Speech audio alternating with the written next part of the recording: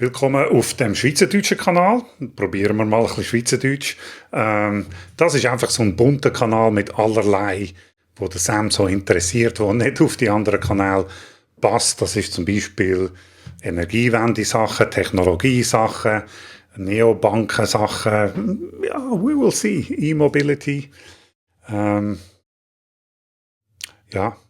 so ein bisschen Blick hinter die Kulissen vielleicht. Es wird sich vielleicht herauskristallisieren mit der Zeit, um was es mehr geht, auf was ich mehr Lust habe, Videos zu machen. Und das ist jetzt auch gerade das erste Video mit der Sony Alpha 6400, wo hoffentlich einen viel besseren Autofokus hat, Gesichtserkennung, vielleicht mein Gesicht besser erkennt als die Panasonic Lumix GH4, die ich sonst im Einsatz habe, da hinter meinem Teleprompter.